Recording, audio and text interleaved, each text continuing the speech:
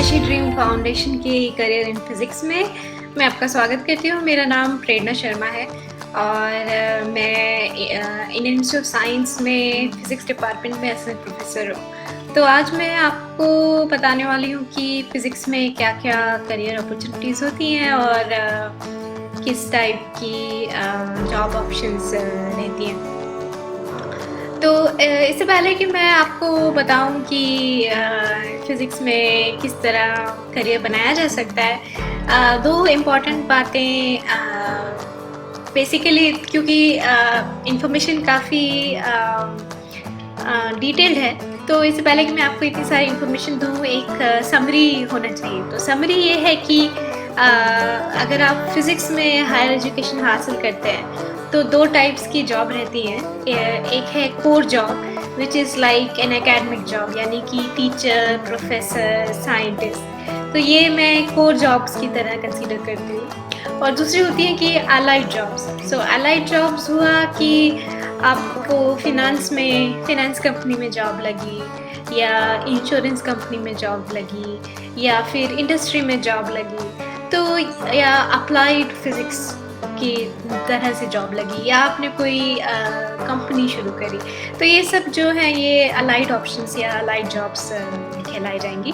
ये कैटेगराइजेशन मेरा खुद का कैटेगराइजेशन है, तो इसमें ऐसा नहीं है कि लाइक आप गूगल करोगे तो आपको कुछ ऐसा मिलने वाला है, बट मेरे दिमाग में इस तरह आप मैंने जॉब्स क्लासीफाई किया है।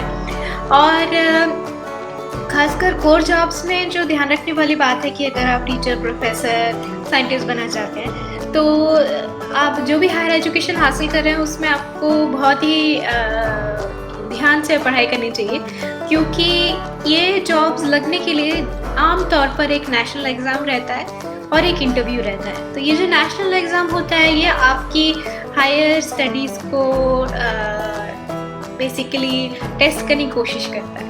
तो इसलिए ये कि ऐसा नहीं है कि आपने सिर्फ हायर एजुकेशन ले ली फिज़िक्स में तो ठीक है आसानी से टीचर बन जाएंगे या आसानी से साइंटिस्ट बन जाएंगे, सिर्फ उतना ज़रूरी नहीं है।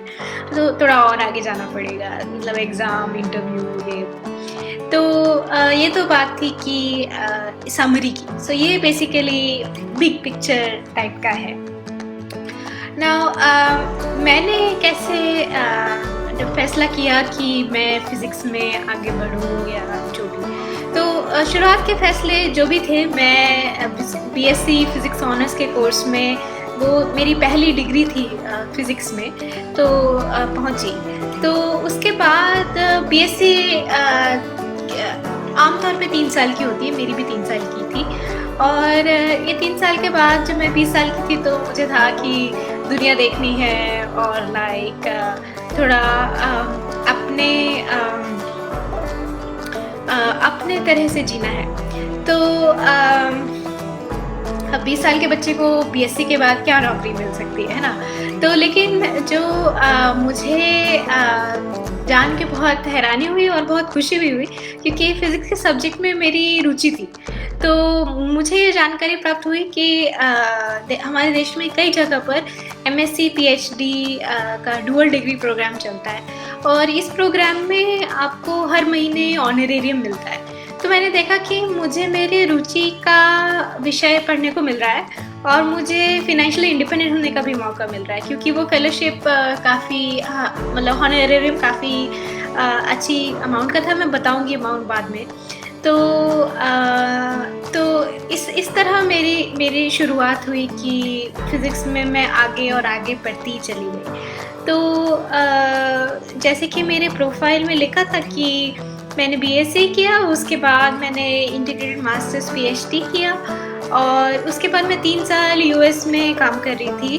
तो यूएस में भी मैं रिसर्च का ही काम कर रही थी, और बेसिकली जैसे एमबीए में वर्क एक्सपीरियंस होता है, ऐसे ही साइंटिफिक फील्ड में ये पोस्ट डॉक्टरल फेलोशिप कहलाई जाती है। तो मैं यूएसए में पोस्ट डॉक कर रही थी 3 साल, और उसके बाद मैंने ये वापस इंडिया में आके Indian institute of science Bangalore में, IISc बैंगलोर जिसे कहते हैं, वहाँ पर असिस्टेंट प्रोफेसर बन गई। तो मेरे आज की टॉक में मेरे अपेक्षित श्रोतागण जो हैं वो 10वीं और 12वीं के छात्र हैं और उनके माता-पिता हैं। तो अगर आप कॉलेज में हैं या और आगे हैं तो ये टॉक आपके लिए शायद इतना यूज़फुल नहीं होगा।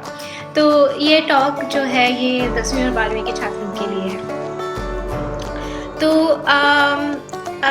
आम तौर पे कैसे होता है कि हम लोग जब 12वीं क्लास में होते हैं या जो बच्चे साइंस पढ़ रहे होते हैं, तो माता-पिता का रुझान होता है कि बच्चे को अगर अच्छा होगा, अगर इंजीनियरिंग या मेडिसिन में हायर एजुकेशन प्राप्त हो, तो आमतौर पे बच्चों का भी और माता-पिता दोनों का ही रुझान होता है कि बीटेक या एमबीबीएस में एडमिशन मिल जाए।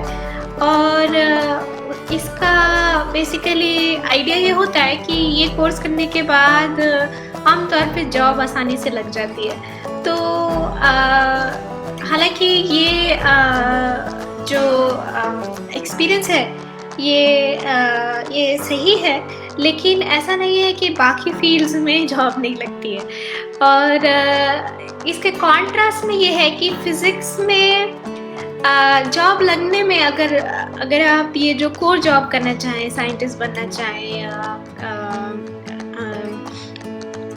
लॉन्ग टर्म टीचिंग में जाना चाहें, तो समय लगता है। तो यानी कि जैसे मुझे साइंटिस्ट मतलब मेरी जो पोजीशन है आईआईएससी बैंगलोर में, वो रिसर्च कम टीचिंग पोजीशन है। तो मैं साइंटिस्ट भी हूँ और मेरा डेजिग्नेशन असिस्टेंट प्रोफेसर है।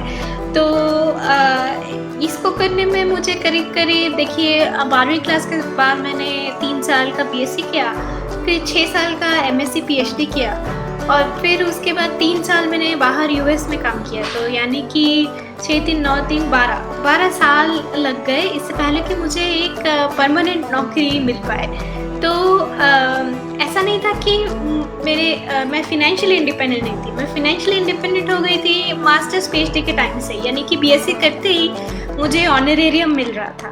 तो मुझे एमएससी पीएचडी में ऑनरेरियम मिला। जब मैंने यूएस में 3 साल काम किया, वहाँ भी मुझे सैलरी मिली। लेकिन होता क्या है कि वो पोजीशंस टेम्परेरी रहती हैं, तो परमानेंट पोजीशन मिलने में वक्त लगता है। और वक्त इसीलिए लगता है कि लोग चाहते हैं कि आपको बहुत अच्छा वर्क एक्सपीरियंस हो और वर्क एक्सपीरियंस मिलने में समय लगता है। तो ऐसा है। तो हाँ, अब अगर आप 12वीं के छात्र हैं और अगर आपके मन में ऐसे है कि मुझे फिज़िक्स में बहुत रुचि है, लेकिन मम्मी पापा का मन है कि नहीं इंजीनियरिंग ही होना चाहिए, इंजीनियरिंग करना चाहिए, तो आपके पास एक छोटा उपाय ये है कि आईआईटी में सिर्फ आईआईटी में ही पूरे देश में मेरे ख्याल से इंजीनियरिंग फिज़िक्स का कोर्स होता है। तो ये बीटेक इंजीनियरिंग फिज़िक्स का एक कोर्स होता है जिसमें आप फिज़िक्स, मैथमेटिक्स और इलेक्ट्रिकल इंजीनियरिंग इन तीनों के कोर्सेज आप लेते हैं। तो ये डिग्री के बाद काफ़ी सारे बच्चे इंजीनियरिंग जॉब लेते हैं, काफ़ी सारे बच्चे फिज़िक्स में आगे पढ़ाई करते हैं। तो दोनों ऑप्शंस अगर खुले रखने हैं तो ये इंजीनियरिंग फिज़िक्स जो है काफ़ी अच्छा ऑप्शन है। और इसके बाद मैं आपको तो ये जो ऑप्शन है, तो आईआईटी में तो लिमिटेड ऑप्शन है, सब बच्चों का तो आईआईटी में लगने वाला नहीं है इंजीनियरिंग फिज़िक्स में। लेकिन ये है कि ये बात भी मैं बताना चाहूँगी कि आईआईटी में थोड़ा खर्चा भी ज़्यादा होता है। तो ऐसा नहीं है कि आईआईटी में तो काफ़ी स्कॉलरशिप वगैरह, एजुकेशन लोन वगैरह भी मिलता है, लेकिन मैं बताना चाहती हूँ कि वहाँ पर आईआईटी में खर्चा करीब फ़ी और वो सब का मिला के 2.5 लाख पर ईयर का खर्चा होता है। तो इसको कॉन्ट्रास्ट करते हैं कि चलिए अगर हम मान लीजिए कि हम बीएससी करने गए, तो बीएससी भी 2 टाइप की होती है। एक होती है बीएससी ऑनर्स या बीएससी विद अ मेजर, और एक होती है बीएससी जनरल। तो मैं ये कहना चाहूँगी, अगर आप फिज़िक्स में करियर बनाना चाहते हो तो आप ज़रूर कोशिश करो। तो कोशिश क्या, ज़रूरी ही है ऑलमोस्ट कि आप बीएससी फिज़िक्स ऑनर्स करो या बीएससी मेजर इन फिज़िक्स करो। एलिजिबिलिटी के हिसाब से नहीं, बट ये जो नेशनल एग्ज़ाम, इंटरव्यू वगैरह क्लियर करने के लिए, आपकी बैकग्राउंड नॉलेज के लिए फिज़िक्स ऑनर्स का बीएससी डिग्री इम्पॉर्टेंट है। क्योंकि फिज़िक्स ऑनर्स कोर्सेज में आपको फिज़िक्स के सारे इम्पोर्टेंट सब्जेक्ट्स के ऊपर पूरा एम्फेसिस, पूरा ध्यान होता है। तो आपके जो कोर्सेज़ होते हैं, एक साल में आप क्लासिकल मैकेनिक्स पढ़ रहे हो, अगले साल आप क्वांटम मैकेनिक्स पढ़ रहे हो और इस तरह। अगर आप बीएससी जनरल करोगे तो एक सेमेस्टर में शायद क्लासिकल मैकेनिक्स पढ़ोगे, तो वो नॉलेज का फ़र्क आ जाता है। तो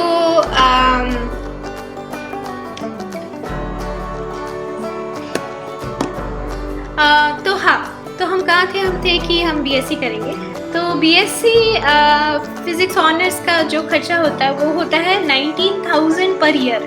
तो देखिए कि काफ़ी उस सेंस में काफ़ी इनएक्सपेंसिव कोर्स है, क्योंकि आपका खर्चा सिर्फ 19,000 पर ईयर टाइप का हो जाता है।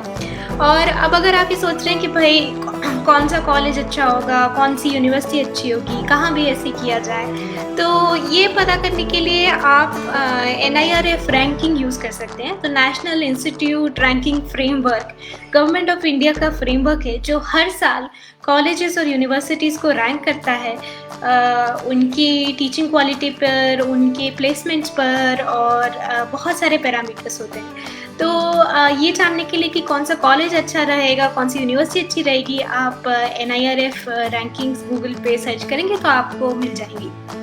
तो ये हुई बात हमारी। तो ये जो बीएससी हम बात कर रहे हैं कि कॉलेजेस, यूनिवर्सिटीज़, फिज़िक्स ऑनर्स का कोर्स 3 साल का होता है। अब आते हैं 2 और प्लेयर हैं बीएससी में, जो है कि IISER, आइसर्स कहा जाता है इन इंस्टीट्यूट को, Indian institute of science education and research. ऐसे 7 इंस्टीट्यूट हैं पूरे देश में, और ये 7 इंस्टीट्यूट BSMS कोर्स चलाते हैं। तो ये जो कोर्सेज हैं ये इंटीग्रेटेड BSc MSc है, और इसमें आपको मेजर का ऑप्शन रहता है। तो फिजिक्स मेजर कर सकते हैं, केमिस्ट्री मेजर कर सकते हैं, बायोलॉजी भी मेजर कर सकते हैं, जो भी आपका फंडामेंटल सब्जेक्ट हो। तो इन इंस्टीट्यूट्स में एडमिशन आपका KVPY rank, IIT JEE rank, और नहीं तो एक अगर ये जो 2 IIT JEE एग्ज़ाम सबको पता है, KVPY एग्ज़ाम भी होता है, और उसके बारे में मैं थोड़ी देर में बात करूँगी कि ये एग्ज़ाम क्या है क्या नहीं है। लेकिन अभी के लिए मान लेते हैं कि ये 2 एग्ज़ाम है, KVPY एग्ज़ाम और IIT JEE एग्ज़ाम। तो IIT JEE में जो रैंक होगा उसके हिसाब से, और नहीं तो ये 2 एग्ज़ाम नहीं भी दिए तो बोर्ड एग्ज़ाम के बाद ये आइसर्स जो हैं खुद का एक एप्टीट्यूड टेस्ट भी करते हैं। तो उसके हिसाब से इन तीनों स्ट्रीम से आइसर्स में एडमिशन लिया जा सकता है। और यहाँ पर भी खर्चा करीब करीब सिमिलर ही है, 19,000 पर ईयर टाइप का। हाँ, आपका जो भी मैं नंबर्स बोल रही हूँ, फ़ी, खर्चा वगैरह, ये सब नंबर्स मैंने वेबसाइट से लिए हैं, और जो भी नंबर्स मैं बता रही हूँ मैं अप्रॉक्सीमेट बता रही हूँ। तो आप अपनी जानकारी के लिए इंडिविजुअल वेबसाइट पे जाके देखिए, आपको सही करेक्ट एग्जैक्टली कितना खर्चा है, एग्जैक्टली कितनी फ़ी है, आपको सब पता चल जाएगा। ये सब एस्टिमेट्स अप्रॉक्सीमेट है। तो ये हुई बात हमारी BSc की। तो या तो आप BSc फिज़िक्स ऑनर्स कर लीजिए, नहीं तो आप इंटीग्रेटेड BSMS कर सकते हैं आइसर से। हाँ, और एक तीसरा प्लेयर है कि मेरा खुद का इंस्टीट्यूट जो है Indian institute of science Bangalore में BSc बाय रिसर्च होता है। तो इसका नाम है BSc बाय रिसर्च, लेकिन इसमें भी आपको मेजर का ऑप्शन है, physics major, chemistry major and so on. तो यहाँ पर भी admission KVPY, IIT JEE rank इन दोनों स्ट्रीम से होता है।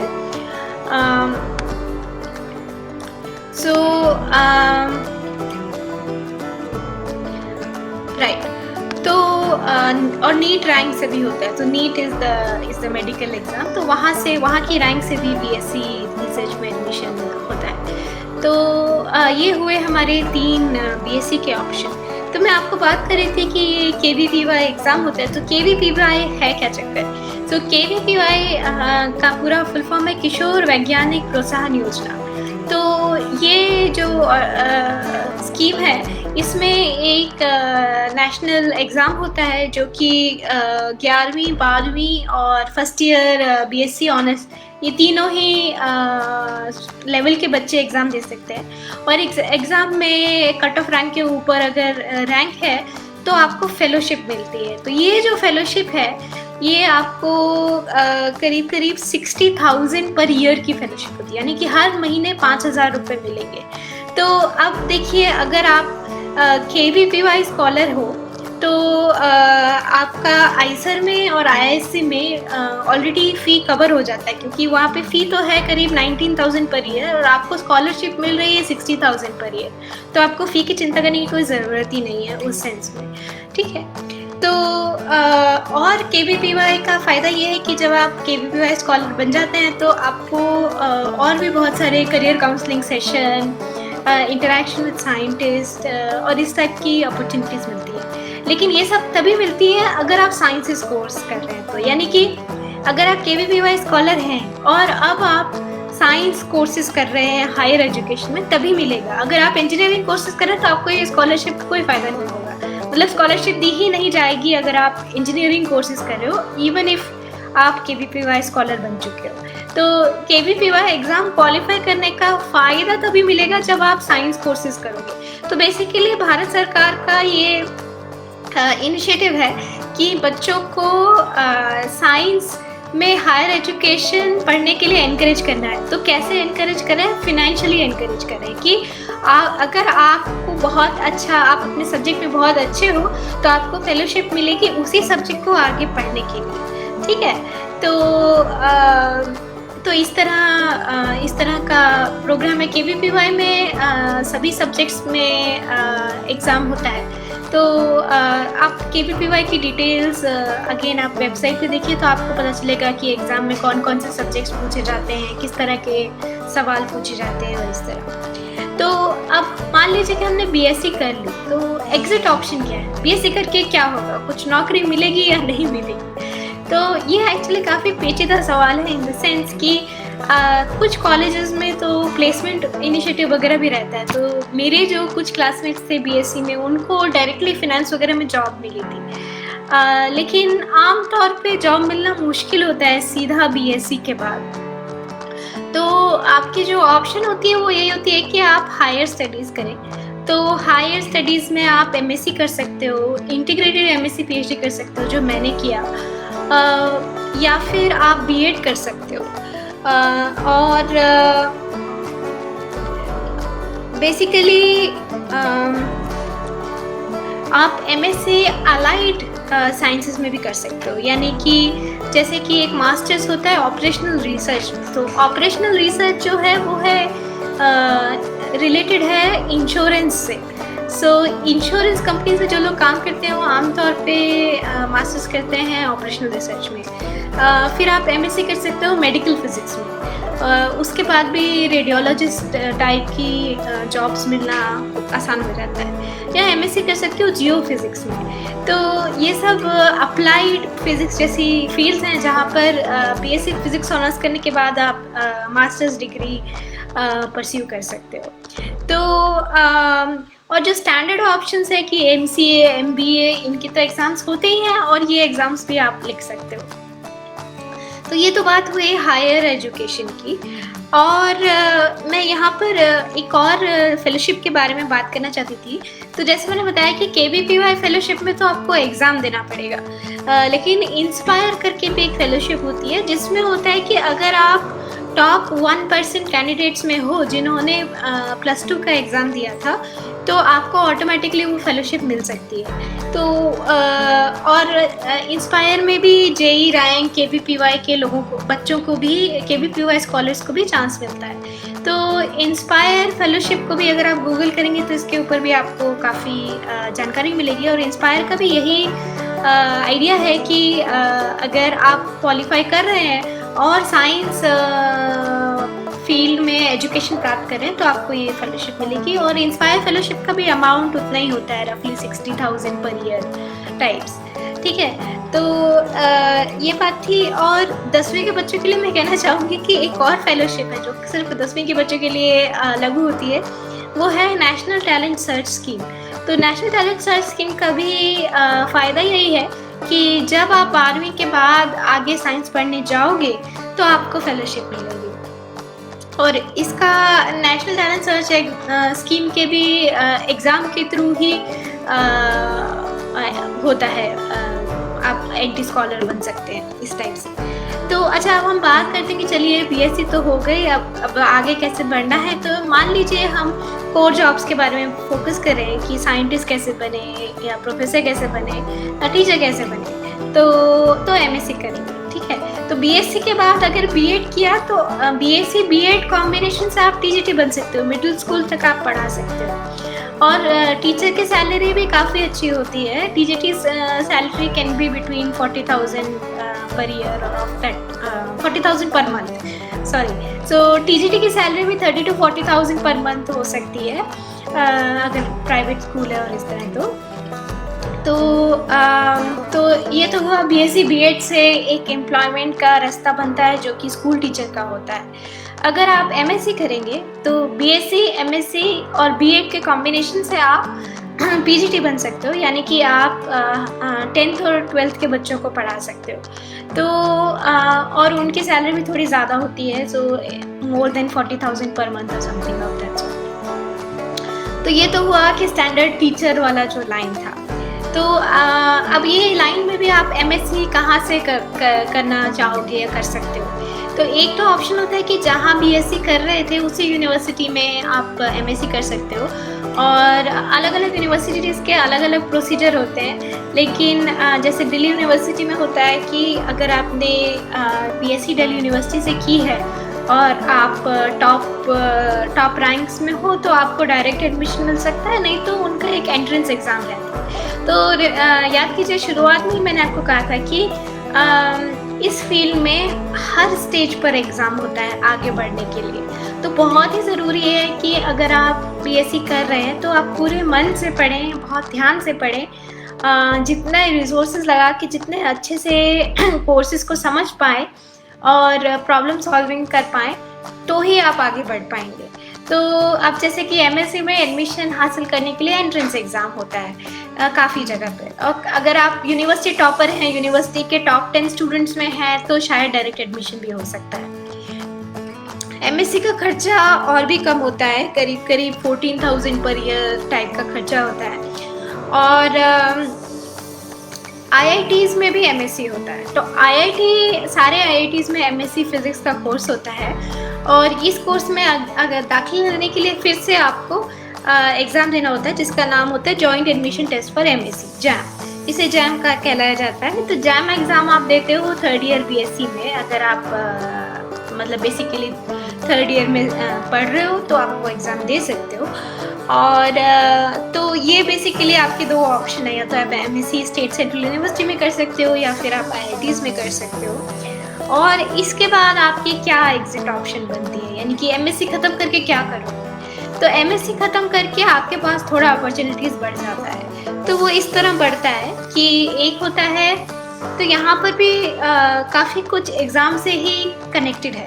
तो यानी कि बीएड का भी एग्ज़ाम होता है, तो आप एमएससी में बीएड तो कर ही सकते हो और स्कूल टीचर बन सकते हो, जैसा कि मैंने बताया। दूसरा जो आप कर सकते हो कि आप एक नेशनल एलिजिबिलिटी टेस्ट होता है, नेट एग्ज़ाम। ये एग्ज़ाम देने से क्या होता है कि आप क्वालिफाई कर जाते हो असिस्टेंट प्रोफेसर बनने के लिए कॉलेजेस में। तो कॉलेज में अगर आपको टीचर बनना है तो इसके लिए नेट क्वालिफाई होना ज़रूरी है। तो जब नेट क्वालिफाई हो जाता है तो आपके लिए अपॉर्चुनिटी बढ़ जाता है कि आप कॉलेजेस में पढ़ा सकते हो।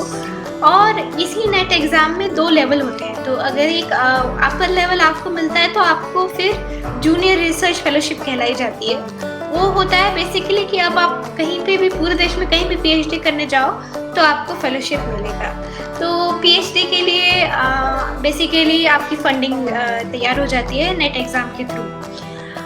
दूसरा जो ऑप्शन है कि जो इंडिया की नेशनल लैब्स है जैसे कि डीआरडीओ, बीआरसी, तो BRC Bhabha atomic research centre, इन दोनों जगह पर एंट्री लेवल साइंटिस्ट की जॉब मिल सकती है। लेकिन इन जॉब को पाने के लिए भी आपको फिर से नेशनल एग्जाम्स देने होंगे, जैसे कि graduate aptitude test for engineering, GATE physics में भी होता है। और बेसिकली आपको गेट क्वालिफाई करना होता है और एक इंटरव्यू देना होता है बीआरसी में जॉब लगने के लिए, डीआरडीओ में जॉब लगने के लिए। और दोनों ही जगह जो एंट्री लेवल जॉब्स हैं बीआरसी डीआरडीओ में, एंट्री लेवल जॉब का जो आपका सैलरी आएगा that will be something like 70 to 80,000 per month. Okay, तो इट्स अ बहुत अच्छा लाइक अच्छी सैलरी वाली जॉब मिलती है। तो बीआरसी में तो पहले साल एक ट्रेनिंग पीरियड कहलाता है, जिसमें सैलरी नहीं ऑनरेरियम होता है, और वो ट्रेनिंग प्रोग्राम अगर आप सक्सेसफुली क्वालिफाई करते हो तब आप एंट्री लेवल साइंटिस्ट बनते हो, और वहाँ पर एंट्री लेवल साइंटिस्ट बनने पर आपको 70,000 पर मंथ मिलता है। ट्रेनिंग पीरियड में कुछ 35,000 पर मंथ टाइप का मिलता है। तो ये बात हुई। अच्छा, और अगर आप जो एमएससी के बाद नेक्स्ट एग्जिट ऑप्शन है कि आप पीएचडी भी कर सकते हो। तो अगेन पीएचडी आप यूनिवर्सिटीज़ में भी कर सकते हो, और डेडिकेटेड रिसर्च इंस्टीट्यूशंस हैं, जैसे कि Indian institute of science, Tata institute of fundamental research, SN. Bose centre for research, Saha institute for nuclear physics, तो IITs, तो ये सब जगह पे ये स्पेशलाइज्ड रिसर्च वगैरह रिसर्च इंस्टीट्यूट्स भी कहलाए जाते हैं।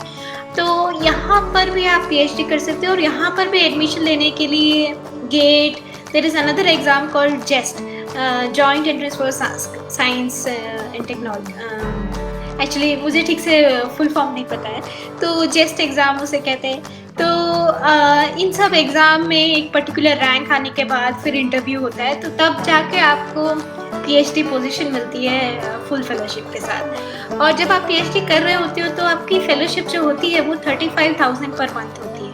तो ये जो मैं आपको बता रही थी JRF, जॉइंट रिसर्च फेलोशिप, या फिर अगर आप ये डेडिकेटेड रिसर्च इंस्टीट्यूशंस में पीएचडी करेंगे तो यहाँ पर आपकी मंथली फेलोशिप 35,000 पर मंथ होती है। और आमतौर पे पीएचडी में ट्यूशन फी बहुत कम होती है, तो पूरा बेसिकली 35,000 और एटलीस्ट 33,000 आपके पॉकेट में पहुंच जाता है।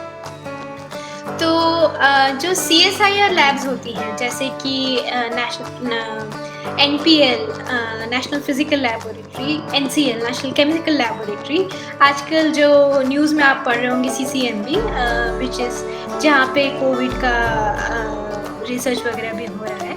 तो इन सभी जगहों में साइंटिस्ट बनने के लिए पीएचडी ज़रूरी है, और साथ ही साथ जनरली पोस्ट डॉक भी एक्सपेक्ट किया जाता है। तो इन CSIR लैब्स में साइंटिस्ट बनने के लिए पीएचडी पोस्ट डॉक कॉम्बिनेशन ज़रूरी है। बाकी नेशनल लैब्स जैसे BARC, DRDO, यहाँ पर आप एग्ज़ाम और इंटरव्यू से directly entry level scientist position हासिल कर सकते हैं। तो मैंने मोर और लेस सब कवर किया है।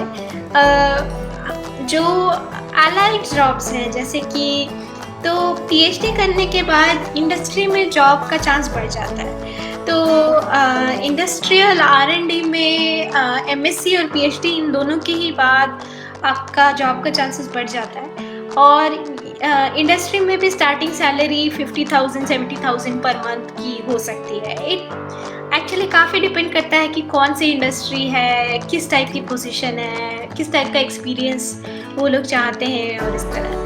तो आजकल तो काफ़ी लोग स्टार्टअप्स में भी काम करते हैं। तो स्टार्टअप में सैलरी थोड़ी कम होती है क्योंकि छोटी कंपनियां होती हैं और इस तरह, लेकिन काफ़ी सारे स्टार्टअप्स भी MSc PhD कॉम्बिनेशन के बारे में सोच रही हैं। तो इस तरह है। और फिनेंस में जॉब बच्चों को BSc के बाद भी लगता है, MSc के बाद भी लगता है, क्योंकि बेसिकली क्या है कि जब आप फिज़िक्स की पढ़ाई करते हैं तो आपको reasoning, logical thinking, mathematical skills ये आपके सब काफ़ी अच्छे हो जाते हैं। तो फिनेंस तो सब कुछ नंबर्स का ही मामला है और लॉजिकल थिंकिंग का मामला है।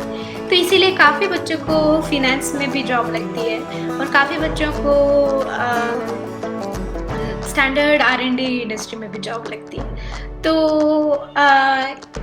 मेरी ये आधे घंटे की टॉक अभी कंप्लीट हो गई है, जिसमें मैंने आपको फिज़िक्स का ओवरव्यू दिया है कि क्या क्या टाइप की जॉब हो सकती हैं और कितना खर्चा होता है और किस टाइप की सैलरीज रहती हैं। तो अगर आपके कोई क्वेश्चन है तो आप कमेंट बॉक्स में टाइप कर सकते हैं।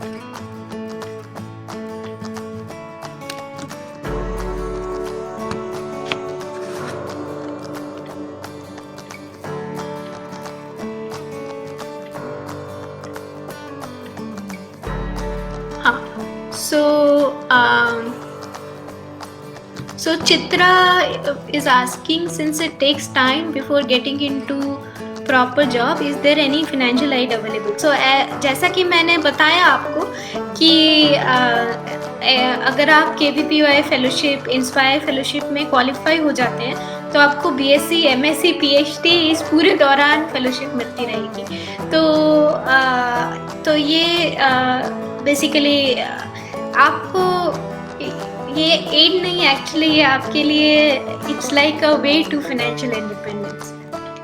तो is it hard to get jobs with a physics degree?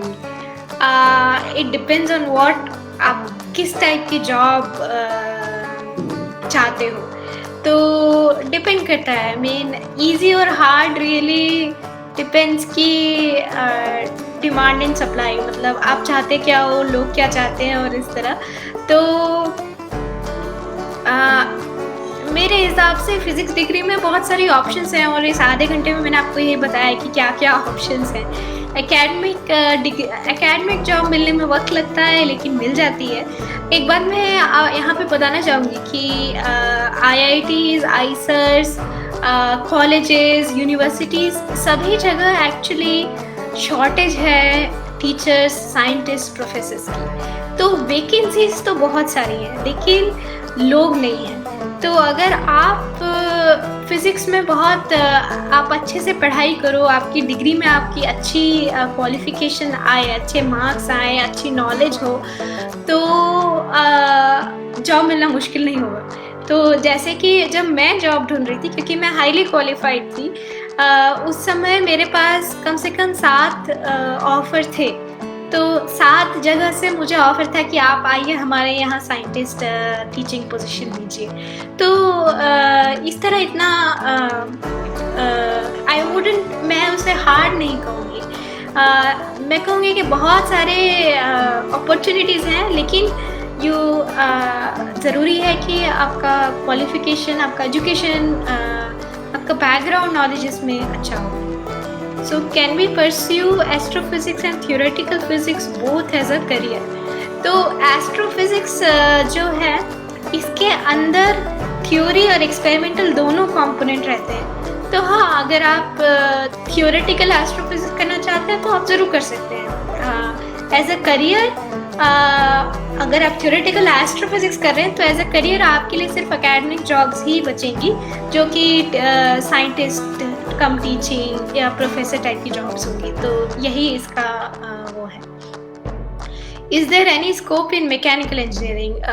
मैं इंजीनियर नहीं हूँ और मुझे इतनी जानकारी नहीं है कि मैकेनिकल इंजीनियरिंग का क्या स्कोप है, लेकिन हाँ ये है कि इसरो जो है, सो इसरो में इवन तो कहा जाता है कि साइंटिस्ट की पोजीशन है, वो लोग काफ़ी सारे इंजीनियर्स रिक्रूट करते हैं, तो वहाँ पर मैकेनिकल इंजीनियर्स भी जॉब करते हैं।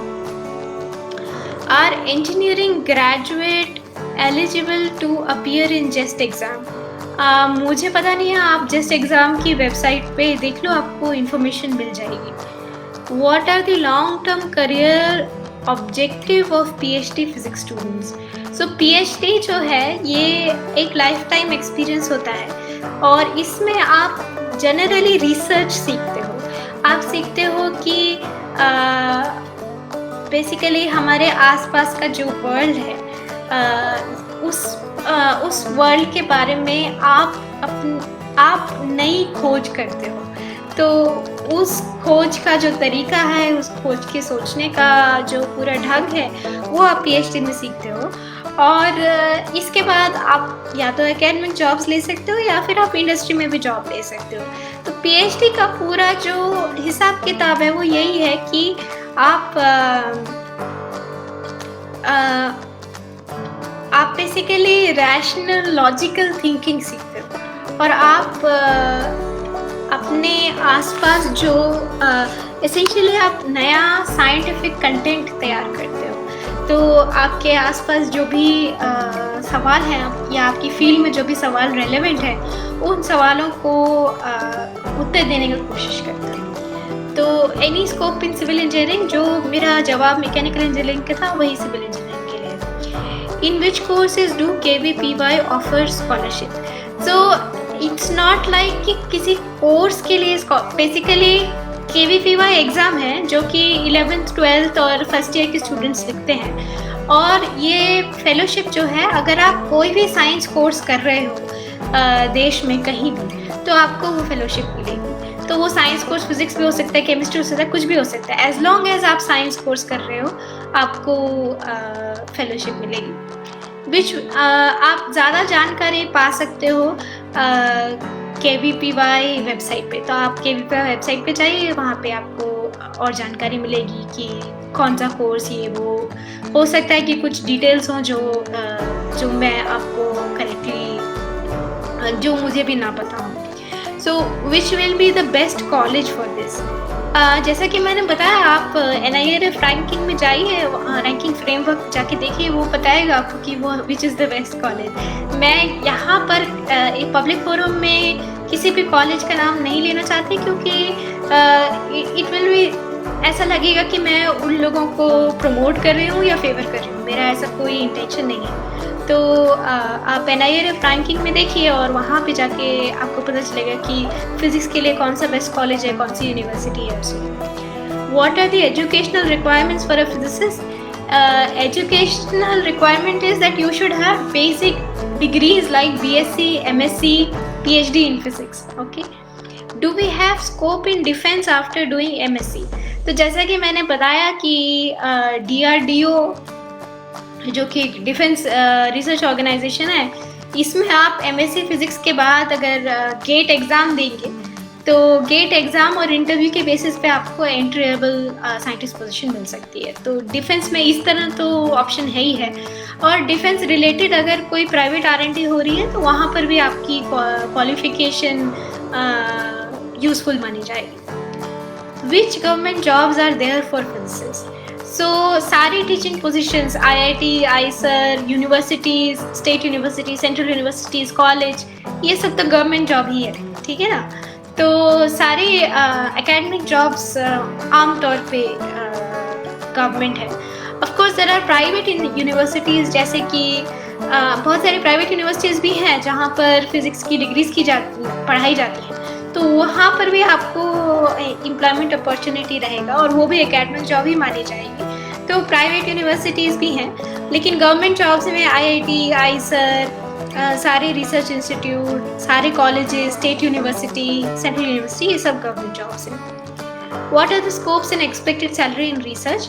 तो अगर एकेडमिक रिसर्च कर रहे हो जैसे कि मेरी तरह, तो assistant professor in a research institute will earn, assistant professor research institute में उसकी salary about 1 lakh per month होगी। तो काफ़ी अट्रैक्टिव सैलरी है आज की तारीख में। तो अगर आप एकेडमिक रिसर्च में हो, गवर्नमेंट इंस्टीट्यूशन में हो, तो असिस्टेंट प्रोफेसर जिसकी साइंस मीन R&D कम टीचिंग पोजीशन है, तो उनकी सैलरी करीब करीब 1 लाख पर मंथ होती है। मैम, अगर हमारी JEE मेंस में 80% आए तो नॉर्मल 12th बोर्ड ज़्यादा मैटर करते हैं। मुझे नहीं पता क्या मैटर करता है, इन द सेंस कि ये सब जो मैंने आपको बताए कि आप जो इंस्टीट्यूट्स मैंने बताया, आप इनकी वेबसाइट्स पे जाके देखिए। एग्जैक्टली काफ़ी सारी जगह पर बोर्ड एग्ज़ाम के मार्क्स पर भी वेटेज होता है। तो ये डिटेल आपको इंडिविजुअल वेबसाइट्स में जाके देखनी होगी। Of course I will say कि फॉर एग्जांपल इंस्पायर फेलोशिप अगर जाते हो तो बोर्ड एग्जाम्स के मार्क्स इंपॉर्टेंट है, क्योंकि वहाँ पर अगर आप टॉप 1% में हो तो आपको फेलोशिप मिल सकती है ना। तो ये कौन सा ज़्यादा इम्पॉर्टेंट है, कम इम्पॉर्टेंट है, आपके टारगेट इंस्टीट्यूशन की वेबसाइट पे जाके देखो। So what are the common job titles for physics and engineering physics? तो ये सवाल मैं आई थिंक बता चुकी हूँ काफ़ी हद तक। Due to this pandemic crisis of कोविड-19 आर फिजिसिस्ट इन डिमांड। तो कोविड-19 में फिजिसिस्ट जो हैं बेसिकली बहुत सारे लेवल पे कंट्रीब्यूट कर रहे हैं। तो एक है कि एपिडेमियोलॉजिकल मॉडलिंग, तो जो लोग स्टैटिस्टिकल मैकेनिक्स में स्पेशलाइजेशन रखते हैं, तो स्टैटिस्टिकल मैकेनिक्स फिजिक्स का एक सब फील्ड है। तो जिन लोगों को इसमें स्पेशलाइजेशन है वो लोग एपिडेमोलॉजिक मॉडलिंग में काम कर रहे हैं। तो काफ़ी सारे physicist how does the disease spread, ये डिजीज़ कैसे स्प्रेड करता है, इस पे काम कर रहे हैं। और काफ़ी सारे फिजिसिस्ट जो हैं वो डायग्नोसिस पे काम कर रहे हैं कि मोबाइल पीसीआर लैब्स कैसे बनाया जाए, हैंड हेल्ड पीसीआर कैसे किया जाए और इस तरह। तो मेडिकल फिजिक्स एक काफ़ी वेल एस्टैब्लिश्ड डिसिप्लिन है। यहाँ के लोग भी कंट्रीब्यूट कर रहे हैं Covid pandemic. So, ma'am, after 12th, is it compulsory to go for MSc or do we have any other option? तो मैंने बताया था आपको कि 12th के बाद आप खाली BSc भी कर सकते हो और नहीं तो आप इंटीग्रेटेड BSc MSc जो कि ICERS में होता है वो भी कर सकते हो। Any specific entrance exam for physicists? तो मेरी पूरी टॉक सारे एंट्रेंस एग्ज़ाम के बारे में ही थी कि ये एग्ज़ाम वो एग्ज़ाम। तो आई थिंक ये सवाल मैं आपको बता चुकी हूँ। Also, physicist, what do you mean by physicist? Meaning कि like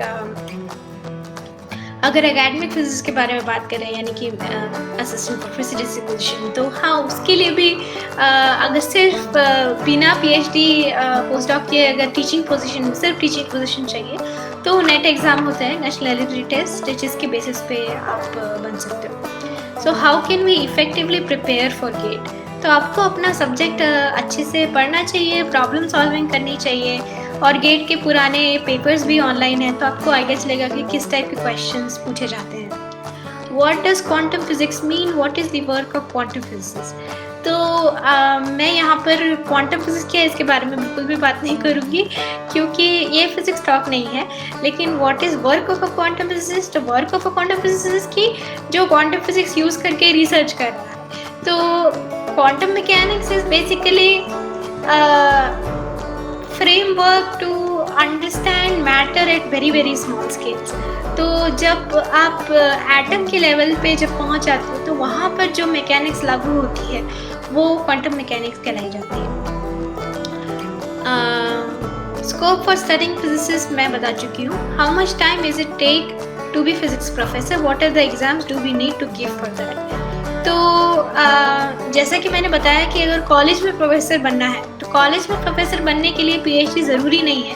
आप नेट एग्ज़ाम पास करके आप प्रोफेसरशिप के लिए अप्लाई कर सकते हो। लेकिन अगर यूनिवर्सिटी में प्रोफेसर बनना है, अगर रिसर्च इंस्टीट्यूट में प्रोफेसर बनना है तो उसके लिए PhD ज़रूरी है और पोस्ट डॉक्टरल एक्सपीरियंस भी आमतौर पे डिज़ायरेबल माना जाता है और उसी के बाद आप बन सकते हो। Ma'am, how many thesis we have to study? मुझे सवाल समझ नहीं आया। How many thesis we have to study? Is it hard to get a job with physics degree? अब मैं इसका जवाब दे चुकी हूँ। What is the syllabus to prepare for the exam for post of scientist? So post of scientist जैसा मैंने बताया DRDO में साइंटिस्ट बनना है, BARC में साइंटिस्ट बनना है तो आपको गेट एग्जाम देना होगा और गेट एग्जाम का सिलेबस वही होता है जो आपने BSc MSc में पढ़ा है। तो गेट इन फिजिक्स जैसे अगर आप गेट फिजिक्स में दे रहे हो तो जो भी BSc MSc का सिलेबस होता है वही होता है आमतौर पर। What is the role of physics in robotics?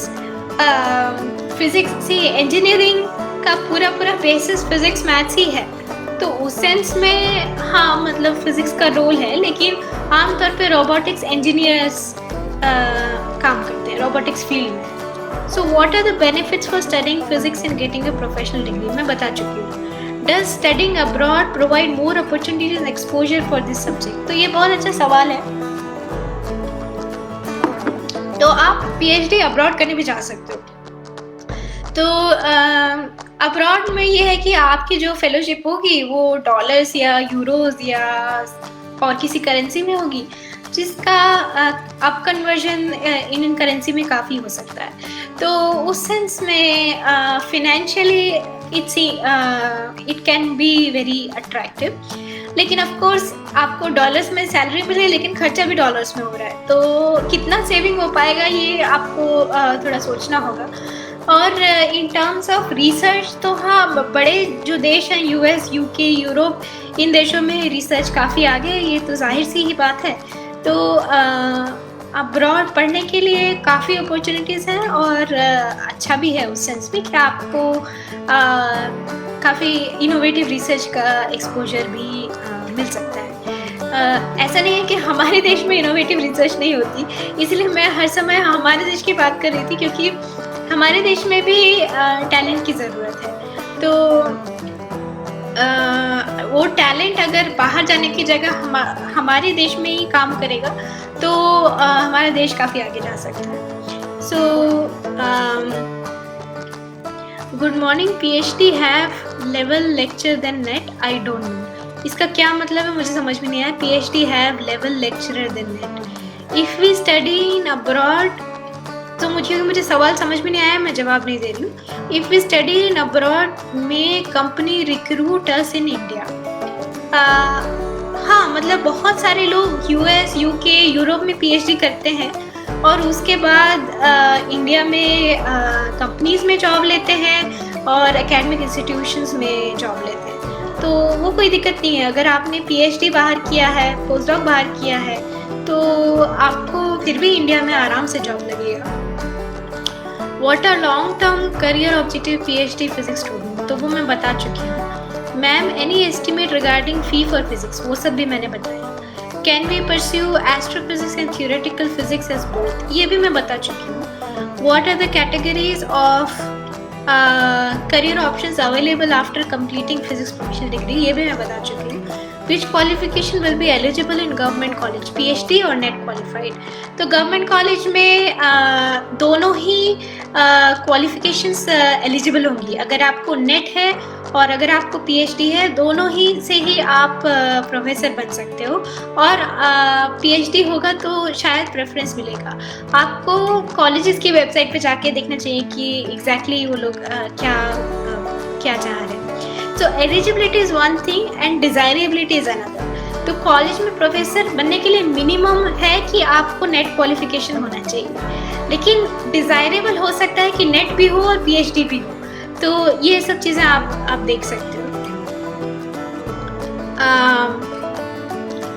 What is the role of physics in medical sciences?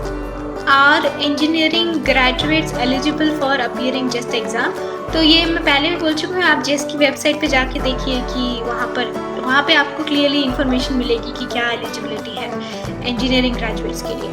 Some colleges suggest subject combination of BSc physics plus general life science / biology. Is this combination helpful और significant? तो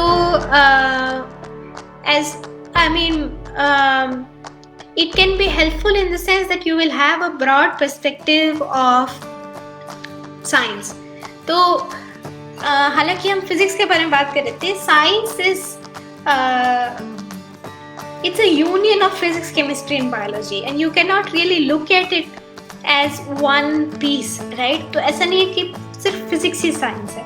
और बहुत आगे जाने पे जो research होती है वो इंटरडिसिप्लिनरी होती है। लेकिन जब आप बेसिक नॉलेज बढ़ाना चाहते हो तब आप एक सब्जेक्ट में फोकस करो तो बेटर होगा।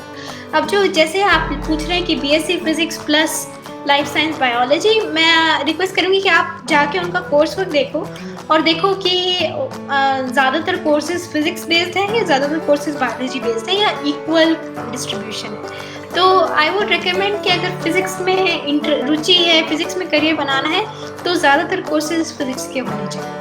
तो आई थिंक मैं 1 घंटे से बोल रही हूँ और अब मैंने सारे सवालों का जवाब दे दिया है। तो अब हम ये सेशन ख़त्म करते हैं। I will just check with the session organiser.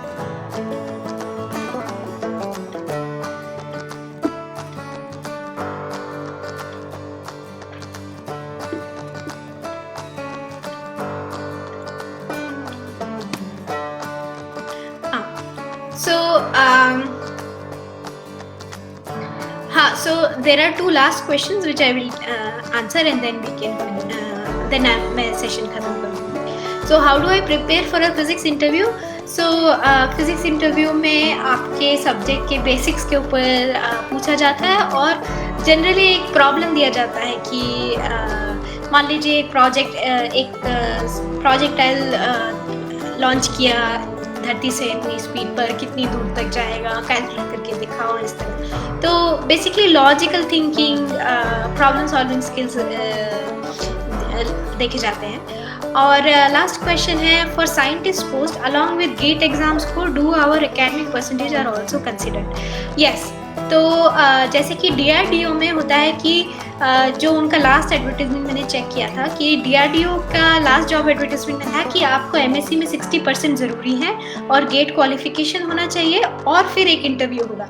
तो इन तीनों के बेसिस पर ही आपको डीआरडीओ में जॉब मिल सकती है। तो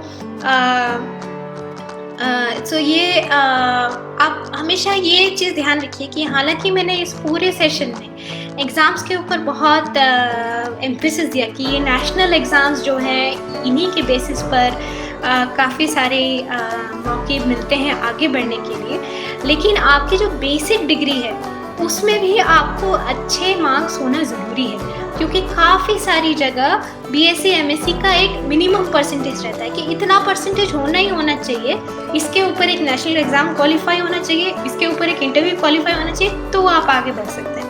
तो इसलिए मैं कहूँगी कि आप जो भी कॉलेज में पढ़ रहे हो आप अच्छे से वहाँ पे पढ़ाई करो, वहाँ के एग्ज़ाम्स में अच्छे से क्वालिफाई करने की कोशिश करो, अच्छे मार्क्स करने की कोशिश करो और फिर ये सब नेशनल एग्ज़ाम्स दो, इंटरव्यू दो, ठीक है। तो ये सवाल जो था पहले भी किसी ने पूछा था कि बोर्ड एग्ज़ाम का कुछ इम्पोर्टेंस है या नहीं, तो मैं यही बोलूँगी कि आप बोर्ड एग्ज़ाम में भी बहुत अच्छे मार्क्स लाओ और ये जो नेशनल एग्ज़ाम्स है इनमें भी अच्छा परफॉर्म करो, क्योंकि काफ़ी सारी जगह मिनिमम कट ऑफ रहता है कि मिनिमम 12th में इतने आने चाहिए या मिनिमम बीएससी एमएससी में इतने आने चाहिए in addition to all these exams. तो नेशनल एग्ज़ाम्स के अलावा आपका 12th कॉलेज इन सब जगह एक मिनिमम कट ऑफ मार्क्स रहता है। तो आप अच्छे से पढ़ाई कीजिए, अच्छे से सारे एग्ज़ाम्स को एकदम इक्वली सीरियसली ट्रीट कीजिए और इनमें अच्छा परफॉर्म करने की कोशिश कीजिए। तो मैं आपका धन्यवाद करती हूँ और अब मैं सेशन एंड करूँ।